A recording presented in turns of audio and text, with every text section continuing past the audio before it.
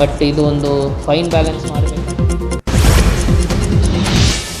ಇಂದಿನಿಂದ ಬೆಂಗಳೂರು ಸುತ್ತಮುತ್ತಲಿನ ಪ್ರವಾಸಿಗರ ಪಾಲಿನ ಹಾಟ್ಸ್ಪಾಟ್ ನಂದಿ ಬೆಟ್ಟ ಮತ್ತೆ ಮುಕ್ತವಾಗುತ್ತದೆ. ಆಗಸ್ಟ್ 24ರಂದು ಭಾರೀ ಮಳೆಯ ಪರಿಣಾಮ ನಂದಿ ಬೆಟ್ಟದ ಗುಡ್ಡ ಕುಸಿತ ಆಗಿತ್ತು. ರಸ್ತೆ ಕಾಮಗಾರಿ ಪೂರ್ಣವಾದ ಹಿನ್ನೆಲೆ ನಂದಿ ಬೆಟ್ಟ ಪ್ರವೇಶಕ್ಕೆ ಅವಕಾಶ ನೀಡಲಾಗಿದೆ. ಶನಿವಾರ ಭಾನುವಾರ ಮಾತ್ರ ಪ್ರವೇಶಕ್ಕೆ ನಿರ್ಬಂಧ ಹೇರಲಾಗಿದ್ದು ಮತ್ತೆ ವೀಕೆಂಡ್ ಕರ್ಫ್ಯೂ ಜಾರಿಯಾಗಲಿದೆ. ಕೊರೋನಾ ಸೋಂಕಿನ ಸುನಾಮಿಯನ್ನು ಕಟ್ಟಿಹಾಕೋದಕ್ಕೆ ಕೇರಳ ಸರ್ಕಾರ ಕಟ್ಟುನಿಟ್ಟಿನ ಕ್ರಮ ಕೈಗೊಳ್ಳುವುದಕ್ಕೆ ಮುಂದಾಗಿದೆ. ಕೊರೋನಾ ನಿಯಮಗಳನ್ನು ಪಾಲಿಸದವರಿಗೆ ಉಚಿತ ಚಿಕಿತ್ಸೆ ನೀಡೋದಿಲ್ಲ ಅಂತ ಕೇರಳ ಮುಖ್ಯಮಂತ್ರಿ ಪಿಣರಾಯಿ ವಿಜಯನ್ ಎಚ್ಚರಿಕೆ ಕೊಟ್ಟಿದ್ದಾರೆ. ಲಸಿಕೆ ಪಡೆದುಕೊಳ್ಳದ ಶಿಕ್ಷಕರು ಹಾಗೂ ಉದ್ಯೋಗಿಗಳು ಕೆಲಸಕ್ಕೆ ಹಾಜರಾಗ್ತಿದ್ದಾರೆ ಅಥವಾ ಸಾರ್ವಜನಿಕರೊಂದಿಗೆ ಬೆರೀತಾ ಇದ್ರೆ ಕಡ್ಡಾಯವಾಗಿ ಪ್ರತಿವಾರ ಆರ್ಟಿಪಿಸಿಆರ್ ಪರೀಕ್ಷೆ ಮಾಡಿ ವರದಿ ಸಲ್ಲಿಸಬೇಕು. ಈ ಪರೀಕ್ಷೆಯ ಹಣವನ್ನು ಅವರೇ ಪಾವತಿಸಬೇಕು ಅಂತ ಸೂಚನೆ ಕೊಟ್ಟಿದ್ದಾರೆ. ವಿಧಾನ ಪರಿಷತ್ ಚುನಾವಣಾ ಕಾವು ದಿನೇ ದಿನೇ ಜೋರಾಗ್ತಾ ಇದೆ. ಮಂಡ್ಯದಲ್ಲಿ ಅಬ್ಬರಿಸುತ್ತಿರುವ ದಳಪತಿಗಳು ಕಾಂಗ್ರೆಸ್ ಬಿಜೆಪಿ ನಾಯಕರಿಗೆ ಟಾಂಗ್ ಕೊಟ್ಟಿದ್ದಾರೆ. ಪಾಂಡವಪುರದಲ್ಲಿ ಮಾತನಾಡಿದ ಶಾಸಕ ಪುಟ್ಟರಾಜು, ಈ ಚುನಾವಣೆಯಲ್ಲಿ ಕಾಂಗ್ರೆಸ್ ಬಿಜೆಪಿ ನಮಗೆ ಪೈಪೋಟಿ ಅಲ್ಲ, ನಮಗೆ ಯಾರೂ ಸ್ಪರ್ಧಿಗಳಲ್ಲ. ಕಾಂಗ್ರೆಸ್ ಅಭ್ಯರ್ಥಿ ಗೂಳಿಗೌಡ ಯಾರು ಎಲ್ಲಿದ್ರು ಅನ್ನೋದೇ ಯಾರಿಗೂ ಗೊತ್ತಿಲ್ಲ. ಬಿಜೆಪಿಗೆ ಮಂಡ್ಯದಲ್ಲಿ ಅಸ್ತಿತ್ವ ಎಲ್ಲಿದೆ? ನಮ್ಮ ಬಳಿ 2,500 ಮತಗಳಿವೆ. ಇನ್ನುಳಿದ 1,400 ಮತಗಳನ್ನ ಬಿಜೆಪಿ ಕಾಂಗ್ರೆಸ್ ತೆಗೆದುಕೊಳ್ಳಬೇಕಷ್ಟೇ. ಆ ಎರಡೂ ಪಕ್ಷಗಳು ಸೆಕೆಂಡ್ ಪ್ಲೇಸ್ಗೆ ಪೈಪೋಟಿ ಮಾಡಬೇಕು ಅಂತ ಟಾಂಗ್ ಕೊಟ್ಟಿದ್ದಾರೆ. ನಮಗಿಬ್ಬರು ಪೈಪೋಟಿನೇ ಅಲ್ಲ. ಯಾಕೆ ಅಂತ ಹೇಳ್ತೀನಿ. ಗೂಳಿಗೌಡರು ಎಲ್ಲಿದ್ರು ಯಾರು ಅಂತ ನಮಗೆ ಗೊತ್ತಿಲ್ಲ.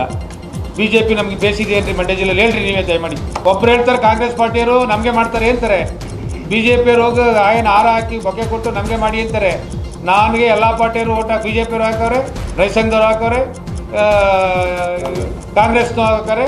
ನಾನು ಯಾವ ಪರವಾಗೂ ನಾನು ಕ್ಯಾನ್ವಾಸ್ ಮಾಡಲ್ಲ ಅಂತ ಹೇಳೋರಲ್ಲ ಎಂ ಪಿ ಅವರು. ತಿರ್ಗಾ ಅದ್ಯಾಕೆ ಉದ್ಭವ ಆಗುತ್ತೆ? ನಮಗಿಬ್ಬರು ಪೈಪೋಟಿನೇ ಅಲ್ಲ. ಯಾಕೆ ಅಂತ ಹೇಳ್ತೀನಿ. ಗೂಳಿಗೌಡರು ಎಲ್ಲಿದ್ರು ಯಾರು ಅಂತ ನಮಗೆ ಗೊತ್ತಿಲ್ಲ. ಬಿ ಜೆ ಪಿ ನಮಗೆ ಬೇಸಿದೆ ಅಂದರೆ ಮಂಡ್ಯ ಜಿಲ್ಲೆಯಲ್ಲಿ. ಮುಂದಿನ ಚುನಾವಣೆಯಲ್ಲಿ ನಿಖಿಲ್ ಕುಮಾರಸ್ವಾಮಿ ಮಂಡ್ಯದಿಂದಲೇ ಸ್ಪರ್ಧೆ ಮಾಡ್ತಾರಾ ಅನ್ನುವ ಅನುಮಾನ ದಟ್ಟವಾಗ್ತಿದೆ. ಯಾಕಂದ್ರೆ ಮಂಡ್ಯದಲ್ಲಿ ಈ ಬಗ್ಗೆ ಮಾತಾಡಿದ ನಿಖಿಲ್ ಕುಮಾರಸ್ವಾಮಿ, ಪಕ್ಷ ಬಯಸಿದ್ರೆ ಮುಂದಿನ ಚುನಾವಣೆಯಲ್ಲಿ ಸ್ಪರ್ಧೆಗೆ ಸಿದ್ಧ ಅಂದಿದ್ದಾರೆ. ಸೋಲು ಗೆಲುವು ರಾಜಕಾರಣದಲ್ಲಿ ಸಹಜ. ಸೋತಾಗ್ಲೇ ನಮಗೆ ಮುಂದಿನ ದಿನಗಳಲ್ಲಿ ನಮ್ಮ ನಡೆ ಹೇಗಿರಬೇಕು ಅನ್ನೋದು ತಿಳಿಯೋದು.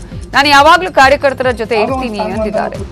ನಮ್ಮ ತಂದೆಯವರ ಹೆಸರಲ್ಲಿ ಅಂತಕ್ಕಂಥ ಒಂದು ಹುಚ್ಚಿಡಿದ್ರೆ ಅವತ್ತು ಕಡೆ ನನ್ನ ಮನಸ್ಸಿನಲ್ಲಿ ನಿಮ್ಮಲ್ಲಿ ಇರ್ತಕ್ಕಂಥ ಒಂದು ದುಃಖ ಏನಿದೆ ನಾನು ಅರ್ಥ ಮಾಡ್ಕೊಳ್ತೀನಿ. ಆದ್ರೆ ಈ ದುಃಖವನ್ನು ಹೋಗ್ಲಾಡಿಸ್ಬೇಕಂದ್ರೆ ನಮ್ಗೆ ಇವತ್ತು ಸಿಕ್ಕಿರ್ತಕ್ಕಂಥ ಒಂದು ಒಳ್ಳೆ ಅವಕಾಶ. ಅಪ್ಪಾಜಿಗೌಡರು ಈಗ ತಾನೇ ಮಾತನಾಡ್ಬೇಕಾದ್ರೆ ಒಂದು ಮಾತು ಹೇಳಿದ್ರು, 2023ನೇ ವಿಧಾನಸಭಾ ಚುನಾವಣೆಗೆ ಇದು ದಿಕ್ಸೂಚಿ ಆಗ್ಬೇಕು. ಯಾಕೆಂದ್ರೆ ಯಾವ ರೀತಿ ನಮ್ಮ ಲೋಕಸಭಾ ಚುನಾವಣೆಯಲ್ಲಿ ನಾನು ಹೆಚ್ಚಿಗೆ ಮಾತನಾಡಿಕ್ ಹೋಗೋದಿಲ್ಲ. ಯಾಕೆಂದ್ರೆ ಮುಗ್ದೋಗಿರ್ತಕ್ಕಂಥ ಒಂದು ಅಧ್ಯಾಯದ ಬಗ್ಗೆ ನಾವು ಚರ್ಚೆ ಮಾಡಬಾರ್ದು. ಮುಂದೆ ಏನಿದೆ ಅದ್ರ ಬಗ್ಗೆ ಮಾತ್ರ ನಾವು ಚರ್ಚೆ ಮಾಡಬೇಕು. ಒಂದು ಕಡೆ ನನ್ನ ಮನಸ್ಸಿನಲ್ಲಿ ನಿಮ್ಮಲ್ಲಿ ಇರ್ತಕ್ಕಂಥ ಒಂದು ದುಃಖ ಏನಿದೆ ನಾನು ಅರ್ಥ ಮಾಡ್ಕೊಳ್ತೀನಿ. ಆದ್ರೆ ಈ ದುಃಖವನ್ನು ಹೋಗ್ಲಾಡಿಸ್ಬೇಕಂದ್ರೆ ನಮ್ಗೆ ಇವತ್ತು ಸಿಕ್ಕಿರ್ತಕ್ಕಂಥ ಒಂದು ಒಳ್ಳೆ ಅವಕಾಶ. ಅಪ್ಪಾಜಿಗೌಡರು ಈಗ ತಾನೇ ಮಾತನಾಡ್ಬೇಕಾದ್ರೆ ಒಂದು ಮಾತು ಹೇಳಿದ್ರು, 2023ನೇ ವಿಧಾನಸಭಾ ಚುನಾವಣೆಗೆ ಇದು ದಿಕ್ಸೂಚಿ ಆಗ್ಬೇಕು. ವಿಜಯಪುರ ಜಿಲ್ಲೆಯ ಚಡಚಣ ತಾಲೂಕಿನ ದೂಡಖೇಡ ಬಳಿಯ ಆರ್ಟಿಒ ಚೆಕ್ ಪೋಸ್ಟ್ ಮೇಲೆ ಎಸಿಬಿ ಅಧಿಕಾರಿಗಳು ದಾಳಿ ಮಾಡಿದ್ದಾರೆ. ಕರ್ನಾಟಕ ಮಹಾರಾಷ್ಟ್ರ ಸಂಪರ್ಕಿಸುವ ರಾಷ್ಟ್ರೀಯ ಹೆದ್ದಾರಿ 50ರಲ್ಲಿರೋ ಆರ್ಟಿಒ ಚೆಕ್ ಪೋಸ್ಟ್ ನಲ್ಲಿ ನಿತ್ಯವೂ ಅವ್ಯವಹಾರ ನಡೆಯುತ್ತೆ ಅನ್ನುವ ದೂರುಗಳು ಬಂದಿದ್ವು. ಹೀಗಾಗಿ ಎಸಿಬಿ ತಂಡ ದಾಳಿ ನಡೆಸಿದ್ದು, ರಾಜಸ್ಥಾನ ಮೂಲದ ಲಾರಿ ಚಾಲಕನ ಬಳಿ ಹಣ ಪಡೆದಿದ್ದಾಗ ಲಾಕ್ ಆಗಿದ್ದಾರೆ.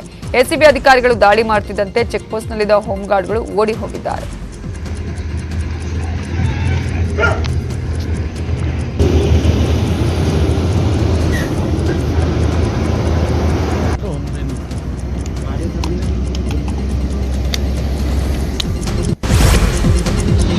ಬೆಂಗಳೂರಿನ ಜಗಜೀವನ್ ಭೀಮಾನಗರ ಪೊಲೀಸರು ಬೈಕ್ ಕಳ್ಳತನ ಮಾಡ್ತಾ ಇದ್ದ ಖತರ್ನಾಕ್ ಆರೋಪಿಗಳನ್ನು ಅರೆಸ್ಟ್ ಮಾಡಿದ್ದಾರೆ. ಬಂಧಿತರಿಂದ 10 ಲಕ್ಷ ಮೌಲ್ಯದ ಚಿನ್ನಾಭರಣ ಮತ್ತು 18 ಬೈಕ್ ವಶಪಡಿಸಿಕೊಳ್ಳಲಾಗಿದೆ. ಕಾಟನ್ಪೇಟೆ, ಪುಲಕೇಶಿನಗರ, ಸದ್ಗುಂಟೆಪಾಳ್ಯ, ವಿಜಯನಗರ, ಕಾಡುಗೋಡಿ ಸೇರಿ ಹಲವು ಕಡೆ ಈ ಖತರ್ನಾಕ್ ಕದಿಮರ ಗ್ಯಾಂಗ್ ಕಳ್ಳತನ ಮಾಡುತ್ತಿತ್ತು. ಕದ್ದ ಬೈಕಲ್ಲೇ ಸರಗಳ್ಳತನ ಮಾಡಿ ಪೊಲೀಸರಿಗೆ ಚಳ್ಳೆ ಹಣ್ಣು ತಿನ್ನಿಸುತ್ತಿದ್ರು. ಇಷ್ಟು ದಿನ ಕೈಗೆ ಸಿಗದೆ ಆಟ ಆಡಿಸುತ್ತಿದ್ದವರು ಈಗ ಲಾಕ್ ಆಗಿದ್ದಾರೆ. ಮನೆ ಕಳ್ಳತನದ ಪ್ರಕರಣ ಜಯನಗರ ಪೊಲೀಸ್ ಠಾಣೆಯಲ್ಲಿ ಪ್ರಕರಣ ದಾಖಲಾಯಿತು. ಈ ಪ್ರಕರಣದ ತನಿಖೆ ಕೈಗೆತ್ತಿಕೊಂಡಿದ್ದ ಇನ್ಸ್ಪೆಕ್ಟರ್ ಮಂಜುನಾಥ್ ಮತ್ತು ತಂಡದವರು ಎಸಿಪಿ ಕೆಂಗೇರಿಗೇಟ್ ಕೋದಂಡರಾಮ್ರವರ ನೇತೃತ್ವದಲ್ಲಿ ತುಂಬ ಪ್ರಯತ್ನ ಮಾಡಿ 22ನೇ ತಾರೀಕು ನವೆಂಬರ್ಗೆ ಇಬ್ಬರನ್ನ ಆರೋಪಿಗಳನ್ನ ಬಂಧಿಸ್ತಾರೆ. ಅವರು ಕೊಟ್ಟ ಮಾಹಿತಿ ಬಳಿಕ ವಿಚಾರಣೆ ನಂತರ ಇನ್ನೂ 4 ಜನ ಆರೋಪಿಗಳನ್ನು ಈ ಪ್ರಕರಣದಲ್ಲಿ ಬಂಧಿಸಿ ಅವರನ್ನು ವಿಚಾರಣೆಗೆ ಒಳಪಡಿಸಿದಾಗ ಒಟ್ಟು 1 ಮನೆ ಕಳ್ಳತನ ಮತ್ತು 18 ಬೈಕ್ ಕಳ್ಳತನದ ಪ್ರಕರಣಗಳು ಪತ್ತೆಯಾಗಿವೆ. ಇನ್ನೂ ಇರಬಹುದಾದ ಇವರ ಸಹಚರರ ಬಗ್ಗೆ ತನಿಖೆ ನಡೀತಾ ಇದೆ. ಈ ಪ್ರಕರಣಗಳ ಈ ಎಲ್ಲ 18 ಪ್ರಕರಣಗಳ ತನಿಖೆ ಮುಂದುವರೆದಿದೆ. ಇನ್ನು ಮುಂದೆ ಆಟೋದಲ್ಲಿ ಓಡಾಡೋರ ಜೇಬಿಗೆ ಕತ್ತರಿ ಬೀಳಲಿದೆ. ಯಾಕಂದ್ರೆ ಇಂದಿನಿಂದ ಆಟೋ ದರ ಹೆಚ್ಚಾಗಿದೆ. ಗ್ಯಾಸ್ ದರ ಏರಿಕೆ ಹಿನ್ನೆಲೆಯಲ್ಲಿ ಆಟೋ ದರದಲ್ಲೂ ಹೆಚ್ಚಳ ಮಾಡಲಾಗಿದೆ. ಮೊದಲ 2 ಕಿಲೋಮೀಟರ್ಗೆ 30 ರೂಪಾಯಿ ನಿಗದಿ ಮಾಡಲಾಗಿದೆ. ನಂತರದ ಪ್ರತಿ ಕಿಲೋಮೀಟರ್ಗೆ 15 ರೂಪಾಯಿ ಹೆಚ್ಚಳ ಮಾಡಲಾಗಿದೆ. ಮೊದಲ 5 ನಿಮಿಷ ಕಾಯುವಿಕೆ ಉಚಿತವಾಗಿದ್ದು 5 ನಿಮಿಷದ ಬಳಿಕ ಪ್ರತಿ ನಿಮಿಷಕ್ಕೆ 5 ರೂಪಾಯಿ ಹೆಚ್ಚಾಗಲಿದೆ. ಅಲ್ಲದೆ 20 ಕೆಜಿವರೆಗೂ ಲಗೇಜು ಸಾಗಣೆ ಉಚಿತವಿದ್ದು 21 ಕೆಜಿಯಿಂದ 50 ಕೆಜಿವರೆಗೆ 5 ರೂಪಾಯಿ ದರ ನಿಗದಿ ಮಾಡಲಾಗಿದೆ.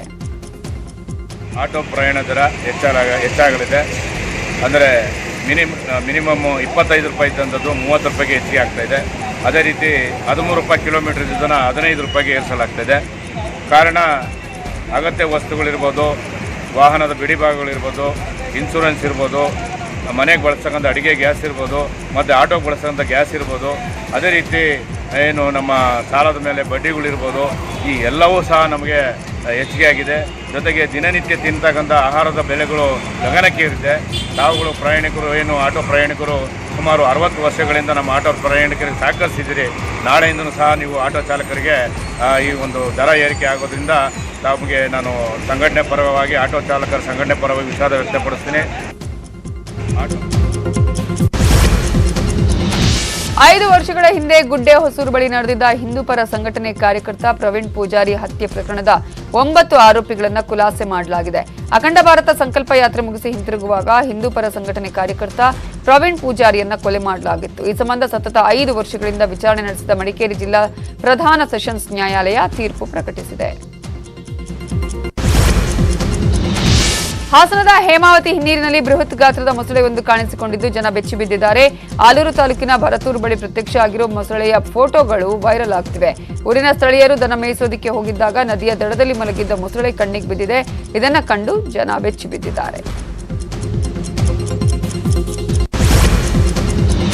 ಇವತ್ತಿನಿಂದ ಅಪೌಷ್ಟಿಕತೆ ಹೆಚ್ಚಿರೋ ಜಿಲ್ಲೆಯ ಶಾಲೆಗಳಲ್ಲಿ ವಿದ್ಯಾರ್ಥಿಗಳಿಗೆ ಮೊಟ್ಟೆ ಅಥವಾ ಬಾಳೆಹಣ್ಣು ವಿತರಣೆ ಮಾಡಲಾಗುತ್ತೆ. ಕಲ್ಯಾಣ ಕರ್ನಾಟಕದ 6 ಜಿಲ್ಲೆಗಳು ಹಾಗೂ ವಿಜಯಪುರ ಜಿಲ್ಲೆಯ ಶಾಲೆಗಳಲ್ಲಿ ವಾರದಲ್ಲಿ 3 ದಿನ ಮೊಟ್ಟೆ ಅಥವಾ ಬಾಳೆಹಣ್ಣು ನೀಡಲಾಗುತ್ತೆ. 1 ರಿಂದ 8ನೇ ತರಗತಿಯ ಮಕ್ಕಳಿಗೆ ಮೊಟ್ಟೆ ಬಾಳೆಹಣ್ಣನ್ನು ಇವತ್ತಿನಿಂದಲೇ ನೀಡಲಾಗುತ್ತಿದ್ದು ಅಕ್ಷರ ದಾಸೋಹ ಯೋಜನಾ ಅಧಿಕಾರಿಗಳಿಗೆ ಪರಿಶೀಲನೆ ನಡೆಸೋದಕ್ಕೆ ಸೂಚನೆ ನೀಡಲಾಗಿದೆ.